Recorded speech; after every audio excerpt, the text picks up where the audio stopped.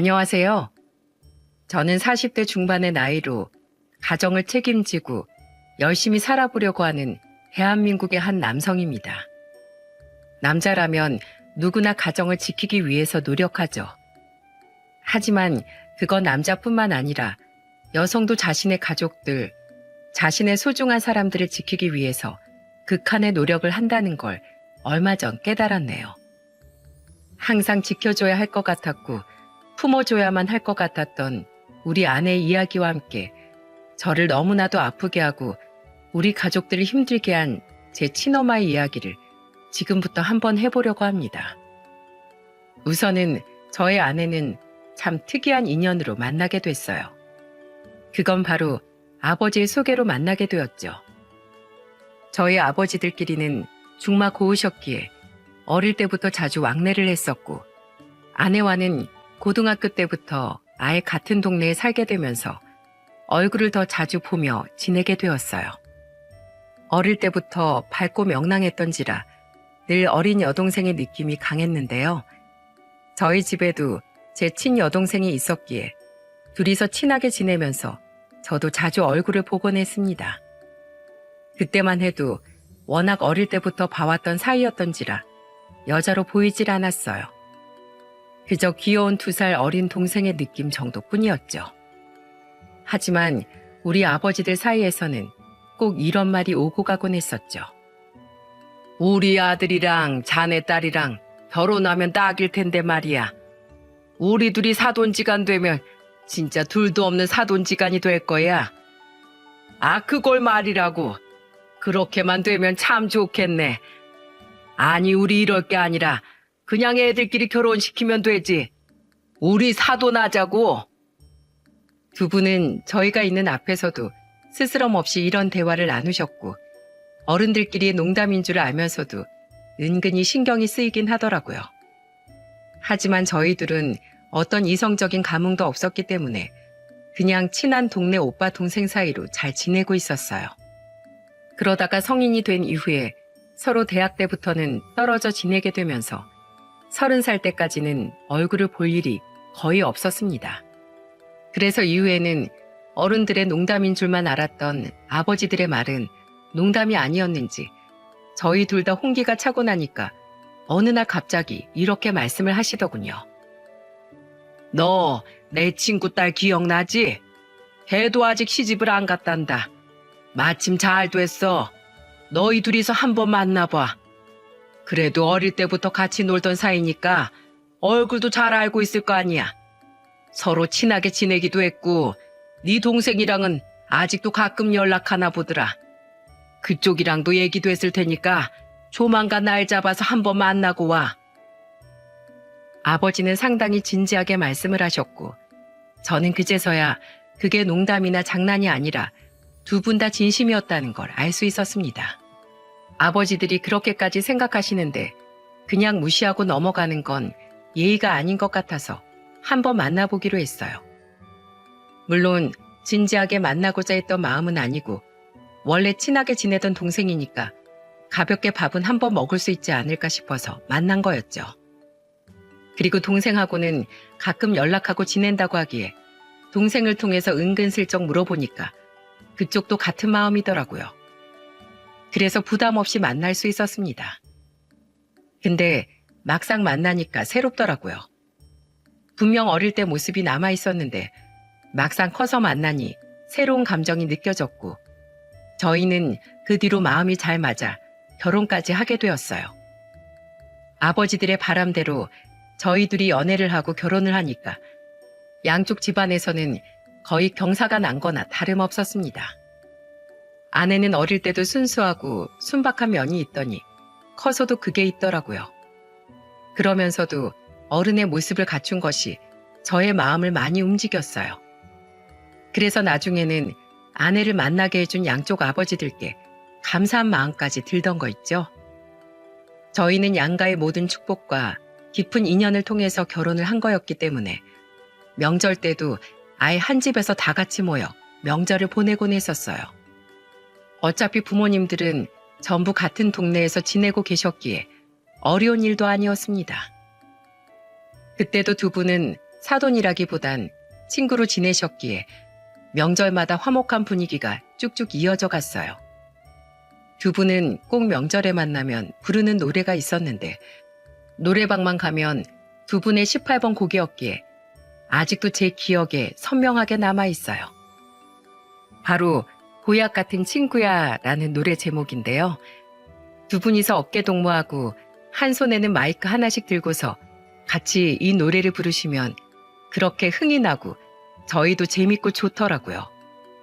그렇게 두 분을 보는 즐거움도 저희에게는 컸어요. 왜냐하면 사이 안 좋고 싸우고 남보다도 못한 사돈지간이 얼마나 많습니까? 하지만 이 두 분만큼은 다른 곳에서는 쉽게 만나볼 수 없는 인연이었기에 저희에게도 더 소중하게 느껴졌죠. 우리가 애들 둘 다 어렸을 때 그냥 농담 삼아 둘이 결혼시키고 우리 둘이서 사돈 맺자고 한 게 엊그제 같은데 그게 진짜로 이루어져서 우리 둘이 명절 때마다 같이 할 수 있는 사돈이 되었다는 게 믿기지가 않아. 자네는 나한테 가족 이상이야. 항상 그랬어. 그래서 자네 딸을 나한테 보내준 게, 그리고 우리 아들 녀석을 받아준 게 그게 너무너무 고마워. 에이 이 사람아, 그건 내가 할 소리지. 어릴 때부터 말수도 없고 듬직해서 내가 얼마나 자네 아들을 탐내했었나. 이제서야 말하지만 솔직히 말해 내 딸이지만 자네 아들이 좀 아깝게 느껴질 때가 있더라고. 그만큼 내가 자네도 자네 아들도 많이 신뢰하고 믿고 있네. 그래서 그만큼 또 고맙게 생각하고 있고 우리 앞으로도 이렇게 쭉 중마고우로 지내면서 어디 코가 삐뚤어질 때까지 같이 인생 즐기며 살아보자고. 아, 좋지, 좋아. 근데 문제는 저희 엄마였습니다. 처가랑은 상관없이 우리 집안에는 어려움이 하나 있었는데 그건 바로 엄마 때문이었어요. 엄마는 원래부터 그러진 않으셨는데 나이가 드시면서 갑자기 어느 날부턴가 아빠에 대한 집착이 심해지셨습니다. 저도 동생도 둘 다 대학생 때부턴 아예 출가를 해서 자취를 했었기 때문에 두 분이 언제부터 그랬는진 정확히 알 수 없었지만 아마도 제가 직장인이 되고 난 이후쯤이었던 것 같아요. 그때부터 집에 한 번씩 오면 엄마가 아빠한테서 보이는 집착이 너무 심해서 저랑 여동생이 항상 엄마를 달래주거나 아빠에 대한 오해를 풀어주어야 했던 적이 한두 번이 아니었죠. 결혼하고 나서는 양쪽 다 부모님들을 뵙기 위해 자주 찾아뵀었는데 엄마의 증상은 점점 더 심각해지고 있는 듯 했어요. 정말 이 이야기만 해도 하루 밤낮은 꼬박 세워야 할 정도로 엄마의 집착에 대한 이야기들은 많이 있는데요. 한 번은 저희가 다 휴가를 내고서 집으로 내려온 적이 있었습니다. 저희 부부 둘 다 휴가가 겹치도록 일부러 내고서는 부모님들이 계신 집으로 내려온 때였죠. 이때는 여동생까지도 합세를 해서 다 같이 모여서 명절처럼 놀고 먹고 또 부모님들은 휴가 때가 아니었기에 저와 아내는 아버지 일도 도와드리면서 그렇게 시간을 보내고 있었어요. 근데 당시 아빠 혼자서 밖에 밭일을 다 못 끝낸 것이 있다면서 저희 먼저 들어가 있으라고 하셨어요. 저희는 도와드릴 수 없는 일이었기에 먼저 집으로 들어왔는데 그때부터 엄마의 집착이 시작됐습니다. 뭐야? 왜 너네끼리만 들어와? 아, 아빠는 더 밭에 일이 더 남아있다고 저희 먼저 들어가라고 하셨어요. 아마 금방 마치고 들어오실 거예요. 아니, 밭일이 끝나면 같이 끝나야지 따로 끝나는 게 어딨어? 너네 아빠 정말 밭에 있는 거 맞아? 네, 밭에서 계속 일하시는 거 보고 들어왔어요. 말도 안 돼. 엄마는 갑자기 말도 안 된다며 화를 내시더니 아빠한테 전화를 걸기 시작했어요. 밭에서 일을 하시면서 아빠가 핸드폰을 차에다 놓고 일하시는 걸 보고 왔기 때문에 엄마한테 말씀드렸죠. 엄마, 아빠 지금 차에다가 핸드폰 넣어놓고 일하셔서 아마 전화 못 받으실 거예요. 금방 끝내고 들어오신다고 하셨으니까 좀 기다려 보세요. 웃기지 마. 이 인간이 밭에서 일하고 있을지 아님 지금 딴 데로 새서 엉뚱한 짓 하고 있을지 누가 알아? 아, 이 인간 왜 전화를 안 받아? 엄마는 막 발악을 하면서 전화를 했고 아빠가 전화를 받을 때까지 전화를 하셨던 것 같아요. 저희가 옆에서 아무리 말려도 말을 듣지 않았죠. 어머님, 정말로 아버님 밭에서 일하시는 거 저희가 보고 왔어요. 걱정 안 하셔도 돼요. 됐어. 네가 뭘 안다고 그래? 아무것도 모르면서 괜히 나대지 말고 넌 어서 밥이나 차리고 있어. 엄마는 평소에는 온화하시다가도 꼭 이렇게 아빠 문제만 걸리면 난폭해졌습니다. 그래서 안 하던 표현들이나 말까지 하면서 주변 사람들에게 화를 냈죠. 이번에도 또 아빠 문제로 자신의 며느리한테까지 막말을 하길래 저는 안 되겠다 싶어서 엄마한테 말씀을 드렸어요. 엄마, 아빠를 좀 믿어보세요. 전엔 안 그러시다가 왜 갑자기 아빠한테 그렇게 예민하게 구시는 거예요? 아빠, 분명히 저희랑 밭에서 일하시다가 밭에 손 좀 봐야 할 게 있다고 그것만 보시고서 들어온다고 하셨어요. 야, 네가 뭘 안다고 그래? 너는 결혼도 한 놈이 부부 사이끼린 당사자들만 안다는 것도 몰라? 네 아빠 행실이 평소에 얼마나 해픈지 알기나 하냐? 제대로 알지도 못하는 놈이 어디서 훈계야 훈계는? 다 필요 없어. 이 인간은 왜 이렇게 전화를 안 받아? 엄마는 말이 통하질 않았습니다. 아빠한테 전화는 거의 30통 가까이 하신 것 같아요. 이러다가는 아빠가 오실 때까지 전화를 하실 것 같아 엄마를 겨우 진정시켜드렸습니다. 제발 아빠를 믿어보라고 어르고 달래서 엄마가 전화를 멈추게 만들었고 엄마도 겨우 진정이 되어서 그때부터 전화를 멈췄어요. 그러다가 얼마 안 돼서 아빠가 밭에서 일을 마치고 들어오셨죠. 엄마는 아빠 모습을 보자 다시 우라가 치밀었는지 가자마자 막 아빠 가슴팍을 때리면서 화를 내셨어요. 이 인간아, 왜 전화를 안 받아? 내가 그동안 얼마나 전화를 했는데 내가 얼마나? 당신 뭐 하다 왔어? 뭐 하다 왔냐고. 내가 전화를 얼마나 했는지 알아? 왜 이래? 진정 좀 해. 봤어. 전화 온 거 다 봤다고. 어차피 바로 올 거라 전화 안 했고. 근데 여보, 왜 이렇게 전화를 많이 해? 나 밭에서 일하고 있다고 애들이 말 안 했어? 애들이 그렇게 말해도 당신이 진짜로는 뭐 하고 있을지 내가 알게 뭐야? 왜 이렇게 전화를 안 받아? 진짜 나 미치는 걸 보고 싶어서 그래? 당신은 항상 그게 문제야, 그게. 왜 이렇게 날 불안하게 만들어? 전화를 왜 차에다가 놔? 진짜 생각이 있는 거야, 없는 거야?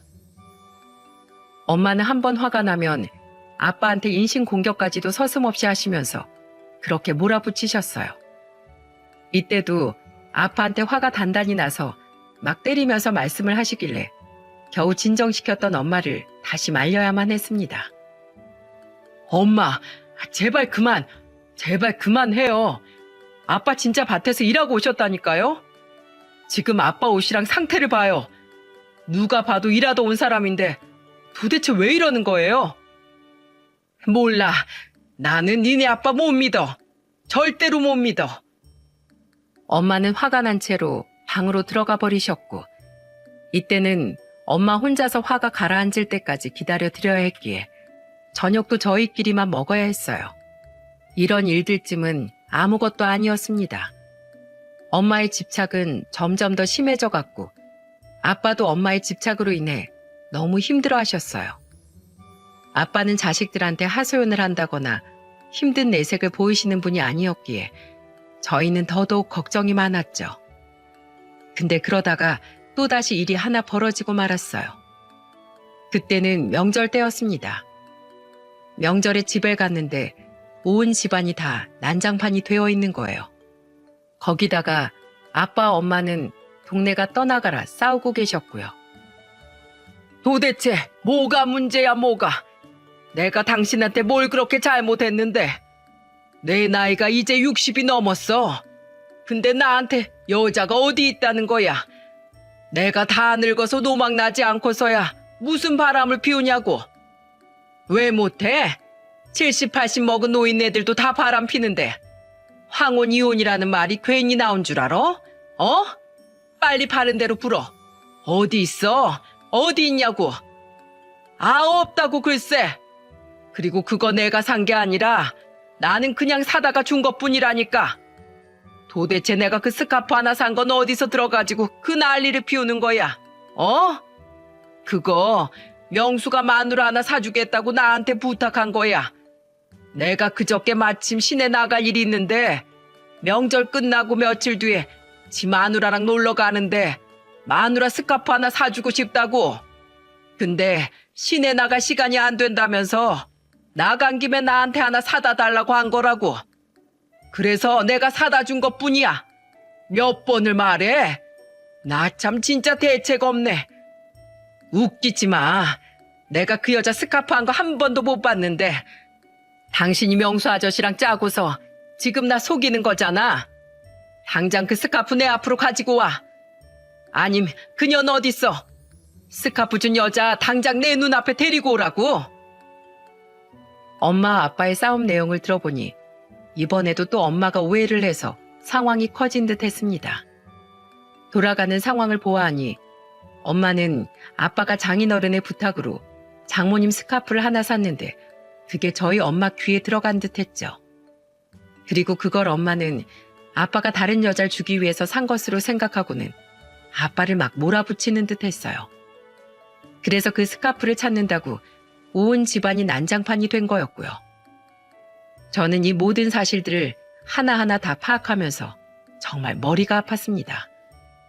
이런 집안꼴을 아내에게 보이는 것이 너무 민망하고 미안했어요. 엄마, 도대체 왜 이래요? 아빠가 오해라고 하잖아요. 진짜 이러실 거예요? 장인어른이 장모님께 하나 사드린다고 그거 그냥 하나 부탁하신 모양인데 왜 그걸 못 믿어요? 야, 웃기지 마. 하여간에 너도 남자라고 꼴에 네 아빠 편드는 거냐? 네 아빠 지금 거짓말하는 거야. 그리고 니네 장인이랑 짜고서 나 작정하고 속이고 있는 거라고. 그러니까 당장 내 눈앞에 그 스카프 가지고 와. 엄마의 막무가내 행동은 이길 수가 없었습니다. 그리고 그 모습을 저와 같이 지켜보고 있던 아내는 안 되겠는지 바로 어디론가 전화를 하더라고요. 아빠, 혹시 옆에 엄마 있어? 얼마 전에 엄마한테 스카프 사다 준 적 있어요? 그거 혹시 우리 시아버님이 사다 준 거야? 아, 맞아. 그게 지금 좀 사정이 있어서 그러는데 엄마한테 사다 준 스카프 좀 내가 가지러 갈 테니까 저한테 좀 주세요. 지금 갈게. 아내는 문제의 원인인 스카프를 챙겨다가 장인어른께 가지러 간다고 했어요. 하지만 거기에서도 또 문제가 생겼죠. 어머님, 지금 제가 그 스카프 가지고 올게요. 부모님 지금 두 분 다 집에 계신다고 하셔서 제가 그 스카프 가지러 가기로 했으니까 조금만 기다려주세요. 얼른 가지고 올게요. 웃기지 말어. 그걸 지금 나가서 하나 사올지 내가 어떻게 알아? 당장 사부인 보고 직접 그 스카프 가지고 오라고 해. 당장. 어차피 오늘 저녁에 다 여기에서 모이기로 했었는데 잘 됐네. 그거 당장 가지고 오면 되겠네. 네? 아, 엄마, 그건 너무하잖아요. 처가 있다고 하니까 저희가 가지고 올게요. 정 못 믿겠으면 우리가 영상 통화라도 해서 가지고 오는 모습까지 전부 다 확인해 드릴 테니까 제발 좀 진정 좀 하세요. 저희는 결국 엄마에게 영상 통화를 걸어서 실시간으로 그 스카프를 챙겨오는 걸 다 보여드렸어요. 그제서야 엄마는 진정이 되었고 그날 엉망이 된 집으로 인해서 저희의 명절은 내내 집 청소만 하다가 끝이 났었네요. 정말이지 저희는 가끔 보지만 매일 이 일들을 겪으면서 사는 아빠가 너무 힘들 것 같아 아내와 저는 진지하게 고민을 하면서 상의한 후에 아빠한테만 따로 말씀을 드렸어요. 아빠, 아무래도 엄마가 갑자기 저렇게 집착이 심해지는 게 뭔가 일이 있었던 것 같은데 아빠 혹시 여자 문제 있었어요? 저한텐 솔직하게 말씀하셔도 돼요.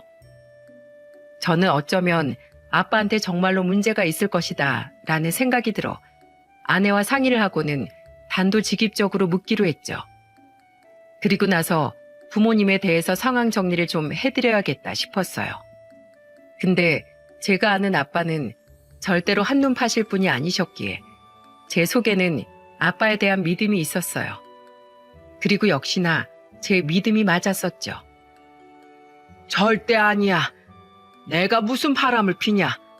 그냥 네 엄마가 어느 날 갑자기부턴가 좀 이상해지더라고. 원래 그 한창 잘 나가던 모임 있잖아.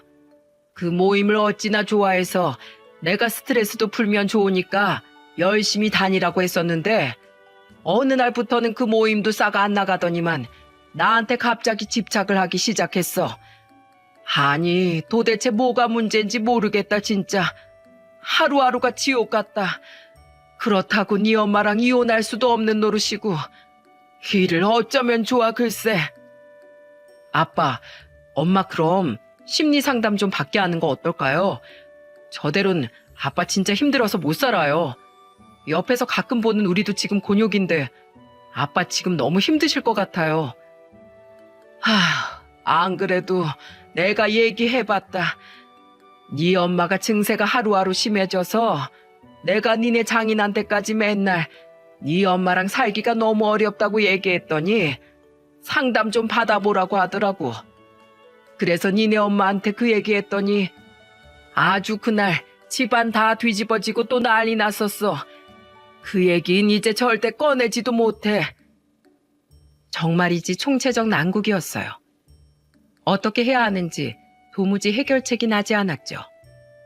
엄마의 증세는 하루하루 더 심해져 가고 아빠는 일거수일투족을 엄마한테 보고하며 지내셔야 했어요. 아내도 이제는 우리 집안 사람이기에 이 사태들을 그냥 두고만 볼 수 없었기 때문에 저와 같이 고민을 해주었죠. 근데 상담도 안 될 지경이다 보니 이번엔 아내가 저한테 하나 제안을 하더군요. 여보, 아무래도 어머니께 지금 기분 전환이 좀 필요할 것 같아. 전에 나가시던 모임도 요즘은 안 나가신다며. 사람이 갑자기 변하는 건 아니라잖아. 내가 알아보니까 갱년기 지나고 나서 나이 들면 노인 우울증도 막 찾아오고 그러나 봐. 그래서 말인데 내가 어머니한테 더 잘해볼게. 어머님 모시고 놀러도 좀 가고 여행도 다니면서 기분 전환 좀 시켜드리면 어머님도 괜찮아지시지 않을까? 정말? 그래 줄 수 있어? 고마워 여보. 내가 진짜 우리 마누라 하나는 잘 만났다. 아내는 고맙게도 그날부터는 주말에 내려가 꼭 저희 엄마와 시간을 보내주곤 했어요. 본인이 내려가거나 엄마를 서울로 불러서 나들이도 시켜드리고 쇼핑도 하면서 기분 전환을 시켜드리니 아빠도 엄마한테 해방되어 자유롭고 엄마도 아빠 걱정은 있고 그 시간만큼은 행복한 시간을 보내게 드리게 되어 일석이조였죠. 덩달아 저도 다시 저희 집안의 안정이 찾아오는 것 같아 다행이다 싶었습니다. 아내한테 고마웠던 건 두말하면 잔소리였고요. 근데 그러다가 또 하나의 문제가 터져버리고 말았어요. 아내와 제가 엄마를 모시고서 좋은 산림에 가서 산책을 하고 있었는데 제가 잠시 화장실을 갔다 온 사이 엄마가 아내에게 막 화를 내고 있는 게 아니겠어요? 그래서 제가 얼른 달려가 상황 파악을 했죠. 어머니, 진짜 오해시라니까요. 어머님이 전화를 안 받으셔서 아버님이 저한테 전화를 하신 거예요. 남편도 전화를 안 받고 어머님도 통화가 안 되니까 저한테 하신 거예요. 언제 오냐고 어디냐고 그냥 그것만 물어보셨어요. 거짓말 하지 말라고. 야, 네가 내 남편 꼬셨지? 그치? 나한테 전화한 건 그냥 네가 나한테 딴소리 할까봐 걱정돼서 전화한 거 아니야? 너 진짜 이 불려우 같은 게? 어머니, 정말 왜 그러세요? 이번에도 상황 파악을 해보니 엄마가 단단하게 오해를 하고 있는 듯 했습니다. 정말 말도 안 되는 오해를 하는 상황에 저는 힘이 다 빠져버리더라고요. 또다시 원점으로 돌아가는 기분이었죠. 하지만 이대로 포기할 수는 없어서 제가 엄마를 말리면서 말씀드렸어요. 엄마, 오해할 게 없어서 이제 며느리를 오해해요? 나한테도 아빠 전화 왔었어요. 근데 나는 화장실에 있느라 전화를 못 받았고 엄마는 진동으로 되어 있었네. 그래놓고 왜 엄한 사람을 잡아요? 이 황금 주말에 지금 쉬지도 못하고 엄마 기분 풀어준다고 나와 있는 사람한테 제발 좀 그만하세요. 저는 엄마한테 너무너무 화가 나서 그대로 엄마를 집으로 모셔다 드리고는 아내와 함께 곧장 저희 집으로 와버렸어요. 정말 엄마를 감당할 수가 없었습니다. 감당하는 게 너무 어려웠어요. 게다가 엄마를 위해서, 우리 가족을 위해서 노력한 아내에게 이런 수모를 당하게 만들어 미안한 마음이 컸죠. 여보, 정말 미안해. 내가 진짜 당신한테 면목이 없다. 엄마가 어쩜 이럴 수가 있는지, 당신한테까지 그랬다는 게 내가 진짜 믿겨지지가 않는다. 됐어. 나도 이 정도 다 예상했던 일이야. 그러니까 그렇게 힘들어하지 않아도 돼. 근데 어머님이 진짜 낫질 않아서 큰일이다. 어쩌면 좋을지 우리 그것만 생각해보자, 여보. 아내는 고맙게도 아무렇지 않은 얼굴로 넘어가주며 저희를 위해서 또 고민을 해줬어요. 정말 고마운 일이었죠. 그런 고마운 아내에게 청천벽력 같은 일이 생기게 되었고, 그것은 아내뿐만이 아니라 처가와 우리 아빠한테도 아주 큰 일이었습니다. 그건 바로 갑작스러운 장인어른의 죽음이었죠. 장인어른은 아주 건강하신 분이셨어요. 평소에 운동도 열심히 하시면서 자기 관리 잘 하시는 분이셨기에 본인 나이에 맞지 않게 어려 보이기도 하고 건강한 체구를 지니고 계셨어요. 게다가 어디 잘 아프지도 않아서 늘 아빠와 같이 하시는 말씀이 오래오래 살자는 거였죠. 그런 분이 갑작스럽게 대장암에 걸리게 되면서 세상을 떠나는 일이 발생하고 말았습니다. 그 누구도 예상하지 못했던 일이었기에 충격은 컸고, 누구보다도 아내와 장모님 그리고 저희 아빠는 많이 힘들어하셨어요. 말도 안 돼. 이건 정말이지 말도 안 되는 일이야. 왜 자네한테 이런 일이 일어나냐고. 자네만큼 건강한 사람이 어디 있었다고. 자네만큼 열심히 사는 사람도 없었는데 왜? 아빠는 울부짖으며 우셨고, 그와 함께 우리 아내와 장모님도 함께 대성통곡을 하면서 힘들어하셨죠. 장인어른의 대장암 소식을 듣고 나서 누구보다 힘들어하시면서 매일같이 장인어른의 수발을 들고 간호하던 분이 바로 저희 아버지였어요. 장모님이 병원에 계시긴 하셨지만 아버지는 늘 자신이 직접 봐야지만 안심이 된다면서 장인어른을 뵈러 자주 찾아가곤 했어요. 그리고 늘 희망을 잃지 않으셨죠.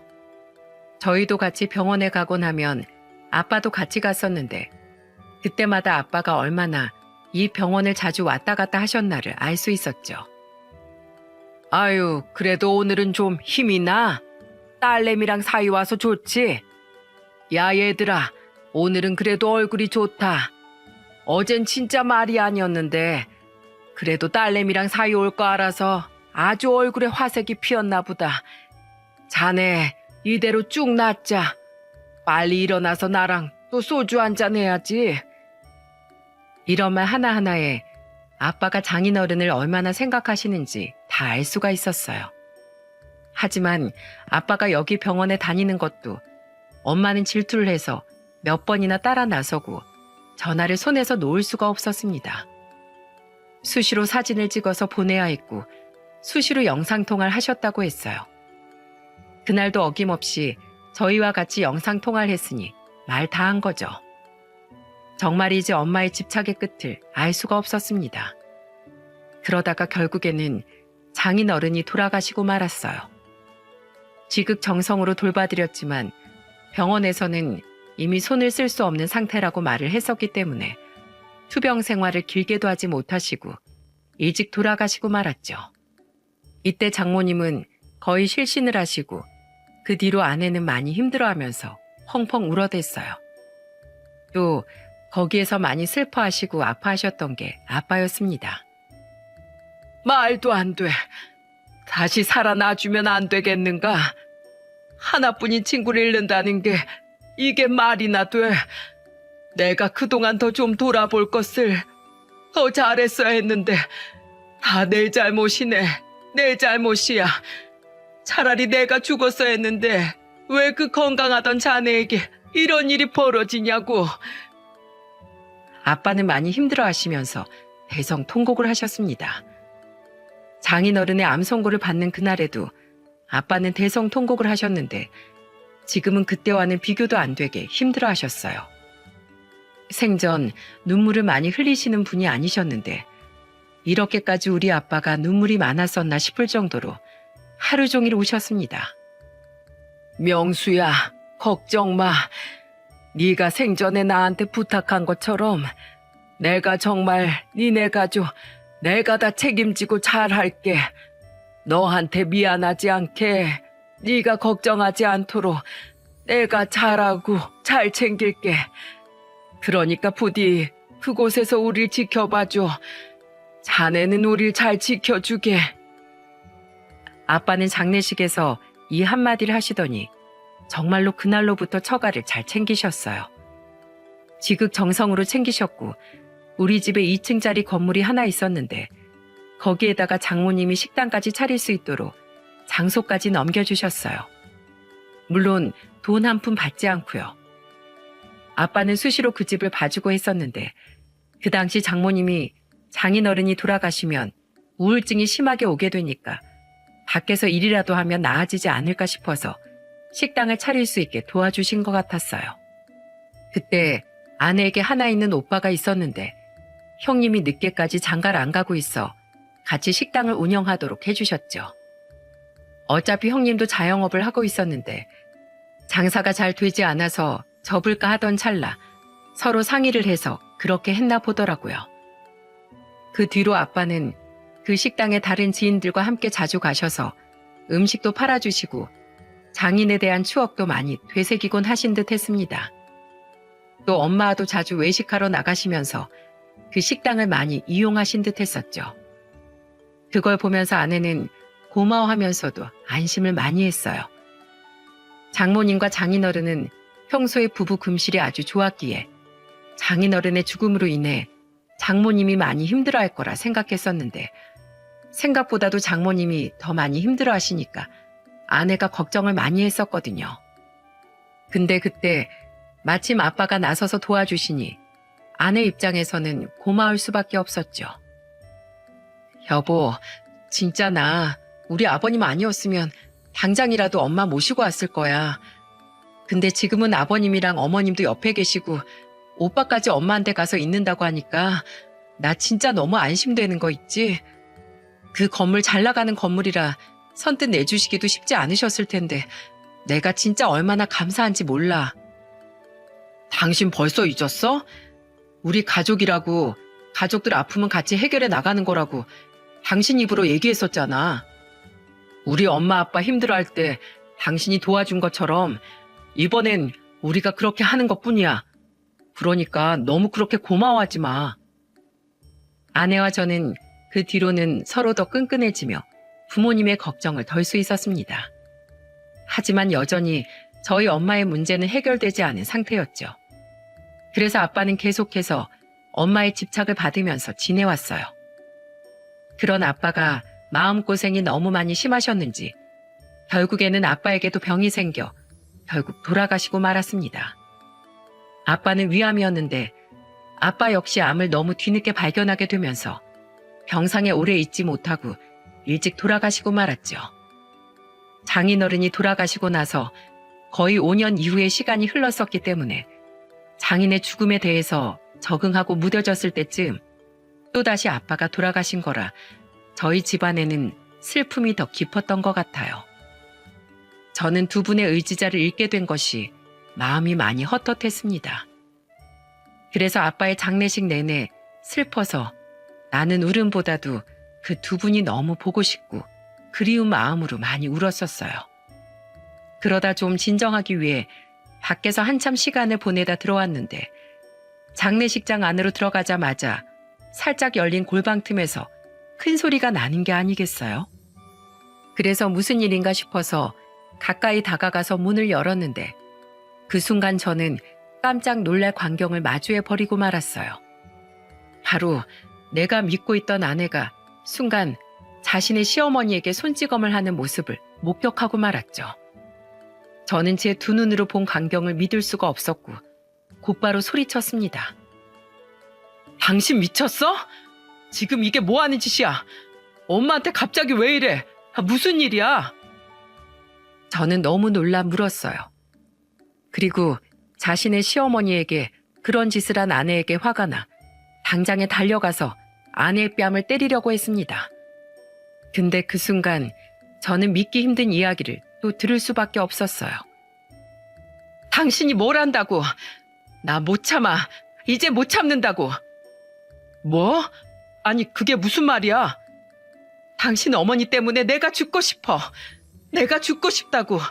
내가 왜 이렇게 살아야 돼? 내가 왜 이렇게 살아야 하느냐고. 나 더는 못 참아. 왜 이래? 알아듣게 설명해. 당신 없을 때 우리 엄마 다녀가셨어. 근데 그때 무슨 일이 있었는지 알아? 당신네 엄마가 우리 엄마한테 아버님 죽인 년이라 그랬어. 우리 엄마 때문에 당신 남편이 죽은 거라면서. 우리 엄마한테 얼마나 뭐라고 했는지 알아? 안 그래도 힘드신 분이 여기 와서 쌍욕 듣고 울고 가셨다고. 내가 근데 어떻게 참아? 어떻게 참냐고. 저는 아내 입에서 믿을 수 없는 말이 쏟아져 나오는 걸 들으며 제 두 귀를 의심할 수밖에 없었습니다. 그게 대체 무슨 소리야? 엄마 그랬다고? 엄마 도대체 왜 이래요? 정말 여기에서까지 왜 이러시냐고요? 저는 정말 너무나도 지쳤습니다. 근데 지치기에는 너무 일렀어요.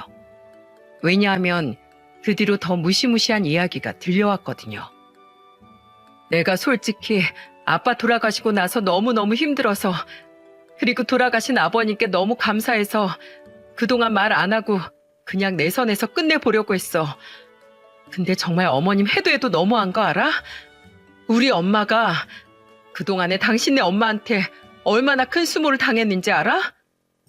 진짜 그동안 당신 엄마가 온 동네방네 소문내고 다녔더라. 우리 엄마가 아버님 꼬셔서 자기 남편 꼬셨다고. 사돈끼리 바람이 나서 아내를 버렸다고. 본 남편 죽자마자 보란듯이 바깥사돈 꼬신 년이 바로 우리 엄마라면서 그렇게 소문내고 다녔어. 근데 그거 사실 아니니까 엄마도 그냥 무시하고 살려고 했는데 장례식장까지 와서 이렇게 하니까 내가 참을 수가 있어야지. 이런데도 내가 더 참아야 하는 거야? 그래? 저는 아내의 말을 들으면서 경악에 경악을 할 수밖에 없었어요. 엄마의 집착은 도를 넘어서 이제는 망상까지 하는 듯 했습니다. 야, 너 다 사실이잖아. 이게 어디서 지금 내 아들하고도 이간질을 시켜? 너 그거 다 사실이잖아. 진짜 왜 이래요? 사실 아니라고요. 제가 몇 번을 말씀드려요.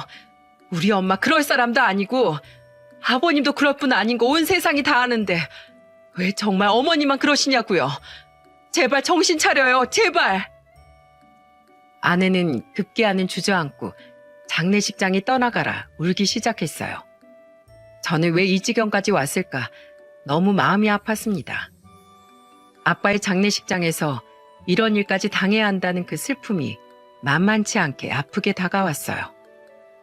저희 엄마는 그래도 화가 안 풀리는지 급기야 가서 저의 아내 머리채를 잡으려고 하는데 그 순간 장례식장에 누군가 나타났습니다. 그러면서 소리쳤죠. 예끼, 당신 그러면 안 돼요. 안 된다고. 재수씨, 진짜 사람 그러는 거 아닙니다.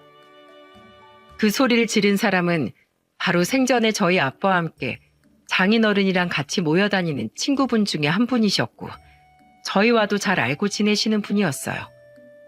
그런 분이 장례식장에 와서는 술을 한 잔 마시고 있다가 저희가 싸우는 소리를 다 들었는지 달려와서 막 소리를 치신 거였어요. 그러면서 하시는 말씀이 더더욱 우리를 놀라게 했습니다. 재수씨, 진짜 사람 그러는 거 아닙니다. 당신이 그랬잖아. 이 모든 게 다 당신 때문이잖아. 야 동철아, 너 지금부터 내가 하는 말 잘 들어라. 네 애비 죽인 사람 네 아내, 네 마누라가 아니라 네 장모가 아니라 네 애미야, 네 애미. 네? 아저씨, 그게 무슨 말씀이세요? 우리 엄마 때문에 아빠가 돌아가셨다뇨? 야야, 말도 마라. 바람이 난 건 네 아빠랑 네 장모가 아니라 니네 엄마야. 이 아빠가 네 엄마가 바람 난 거 알고 있었어. 그것도 2살 어린 놈이랑 바람 피고 다닌 거 다 알고 있었다고. 저는 그 이야기를 듣고 너무 놀랐습니다. 그리고 그 말을 듣고 제일 많이 당황한 건 엄마였어요. 어이 씨, 그게 무슨 소리예요 지금? 내가 언제 바람을 피웠다고 그래요? 야, 이 사람 진짜 끝까지 뻔뻔하네. 당신 남편이 살아생전에 나한테 얼마나 하소연을 많이 한 줄 아시오? 명수랑 셋이서 모여있으면 맨날 힘들어하면서 얼마나 그 얘기를 많이 했는지 아냐고. 당신이 모임 나가서 바람 피우고 다니고 그 인간한테 돈 쓰고 다닌 거 그거 알고서 얼마나 스트레스 받고 자식들 보기 쪽팔린다고 얼마나 말하고 다녔는지 아냐고. 저는 아저씨가 하는 말을 믿을 수가 없었습니다. 그리고 그 뒤로도 충격적인 이야기는 계속해서 이어졌어요. 당신, 그리고 10년 전에도 바람 폈지? 그거 알고도 내 친구가 눈 감아줬잖아. 근데 그 이후로 또 정신 못 차리고 바람을 펴? 당신이 10년 전에 바람 피우고 나서 절대 집 밖으로 놔두는 일 없을 거라고 약속했다가 집 안에만 있는 거 너무 답답해하니까 이제 안 그러겠지 하고 모임 보내놨더니 거기에서도 또 바람을 피우고 얼마 전까지 그랬던 거 아니야 당신. 당신이 맨날 집착하고 오해하는 짓이 하도 수상해서 내 친구가 다 알아봤어. 근데 역시나 그 바람 피우는 짓걸 하고 있었던 거지. 내 친구 그래서 스트레스 받아서 암으로 죽은 거야. 알어? 네가 그렇게 바람을 피우고 다니니까 뭐 눈엔 뭐만 보인다고 내 친구까지 그렇게 오해를 하고 의심을 하고. 내 친구는 당신과 달라. 그럴 사람이 아니라고. 놀랍게도 엄마는 자식들이 모르는 사이에 바람을 몇 번이나 피우셨고 몇 년 전 나갔던 모임에서 바람을 피우다가 그때부터 자기 발에 자기가 제발이 저려 아빠에게 집착이 심해진 듯 했어요. 그리고는 아빠가 바람을 피울까봐 전전긍긍한 거였죠. 게다가 그러면서도 또 엄마는 아빠가 돌아가시기 직전까지 바람을 피우신 거였어요. 엄마, 그게 다 사실이에요? 정말로 그랬던 거예요?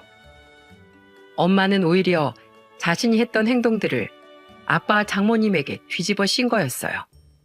정말 사람으로선 해서는 안 될 짓을 하는 엄마를 보면서 저는 화가 치밀었습니다.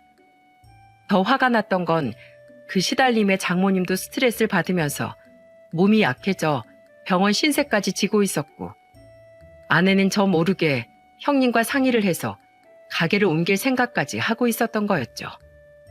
그러던 와중에 아버지가 병상에서 아예 돌아가시게 되면서 장모님은 아직 퇴원도 못한 상황에서 인사라도 하기 위해 들렀던 건데 결국엔 그 수모까지 당하고 쫓겨나듯 나가버린 거였고요.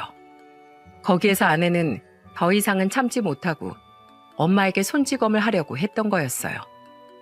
그리고 나중에 알게 된 건 그 자리에서 아내가 그냥 손찌검을 하려고 했던 게 아니라 둘이서 싸우다가 엄마가 먼저 아내의 뺨을 2대를 치면서 계속 장모님을 모욕하는 말을 했고 거기에 참을 수가 없어서 아내가 손찌검을 하려고 했던 거였죠. 이 모든 내용을 다 알고 나서 저는 엄마를 용서할 수가 없었습니다. 그래서 우선은 장례를 다 치르고 나서 엄마의 모든 만행에 대한 대가를 치르게 할 생각이었어요. 저는 장례를 끝내고 나서 아빠의 친구를 다시 만나 모든 이야기를 전해들었습니다. 아빠는 10년 전에 엄마가 처음 바람을 피웠을 때 이혼을 할까 했지만 가정을 지키기 위해서 한 번 용서를 해준 거였어요. 하지만 그 뒤로 엄마는 또다시 바람을 피웠고 그걸 알게 된 이후에는 아빠는 이번에는 엄마의 집착도 너무 힘들었기에 아예 이혼을 하려고 했지만 엄마 쪽에서 그걸 한창 거부를 하고 있었던 거였습니다. 이 사실을 듣는 내내 저는 마음이 아팠어요. 엄마 아빠는 저희 모르게 밀고 당기기를 하고 있었고 그 사이 아빠는 점점 심한 스트레스로 몸이 약해지면서 결국에는 암에 걸리게 되었고 그게 해결되기도 전에 돌아가시게 되고 만 거였어요. 미리 저한테라도 말을 하셨으면 저는 어떻게 해서든 이혼을 시켰을 겁니다. 하지만 아빠는 저희를 배려한답시고 자식들한테도 말을 하지 않았던 거였어요. 그리고 그 뒤로 우리 아내와 장모에게도 몹쓸 짓을 하는 엄마를 보면서 아내와 장모 역시 자신들의 편의를 봐주고 지극정성으로 보살펴준 아빠에게 고맙고 미안해서 알아서 떠날 생각을 했던 거였죠. 아내도 저에게 미리 말을 했으면 저는 무조건 아내와 장모 편에 서서 일을 처리해 줬을 텐데 아내는 평소에도 입이 무거운 사람이었기에 저를 배려해 저의 엄마를 나쁜 사람으로 기억되지 않게 하려고 했던 거였어요. 이 모든 것이 다 엄마의 시달림 속에서 이루어졌다고 하니까 저는 엄마를 용서할 수가 없었습니다. 모든 가족들을 아프게 만들고 힘들게 만든 엄마를 용서하기가 힘들었어요. 그래서 장례가 끝난 뒤에 저는 동생과도 상의를 했어요. 그래서 저는 동생과 상의를 해서 엄마와의 인연을 끊어버렸습니다. 더는 엄마를 보고 싶지 않았어요. 왜냐하면 그 이후로도 엄마는 자신의 잘못을 반성하지 않았거든요. 마지막 저희가 엄마한테 모든 걸 묻기 위해 갔을 때 엄마는 저희한테 이렇게 말을 했어요. 야, 너넨 그 말을 다 믿어? 그거 다 거짓말이야. 거짓말이라고. 너넨 엄마 말은 안 믿고 왜 그딴 인간들 말을 믿는데? 엄마, 제발 그만 좀 해요. 우리 지금 다 확인했어요. 엄마가 아빠 통장에 있는 돈으로 그 바람 피우는 인간한테 돈 보냈던 거 다 확인했다고요. 저희는 모든 사실을 다 확인하기 위해 아빠의 핸드폰부터 시작해서 통장까지 엄마의 바람 사실을 다 파악할 수 있는 내용들을 다 확인했기 때문에 엄마의 바람 사실이 사실이라는 걸 이미 다 알고 있었는데도 엄마는 뻔뻔하게 우리한테까지 거짓말을 하셨어요. 엄마는 바람 피우는 것도 부족해서 그 남자에게 돈까지 보내가면서 아빠의 속을 썩혔던 것까지 저희는 더더욱 엄마가 괘씸했습니다. 그래서 그 자리에서 인연을 끊어버렸죠. 그게 바로 3년 전의 이야기입니다. 엄마 재산 분할까지 다 마치고 아예 인연을 끊었는데 얼마 전에 엄마는 돈이 다 떨어졌는지 저한테 연락을 하셨더라고요. 확인해 보니 동생한테까지 연락을 한 것 같았는데 저희는 돈을 보내주지 않았어요. 지금도 어떤 남자랑 살고 있는 듯 했는데 그 남자가 거머리처럼 돈만 받아먹고 사는 듯 했지만 그건 이제 다 엄마의 자업자득이라 생각하고 일절 도와주지 않고 있는 중입니다. 지금은 장모님을 서울로 모시고 와서 아내와 같이 살고 있어요. 제 자식 2명과 장모님을 모시고 지내고 있는데 이제야 장모님도 아내도 안정을 많이 찾게 되었답니다. 참 미안하고 고마운 분들이라서 저는 아빠를 대신해서 그리고 장인어른을 대신해서 이 2사람을 잘 모시고 살 생각입니다. 앞으로는 우리 가족들에게는 정말 좋은 일만 있었으면 좋겠어요.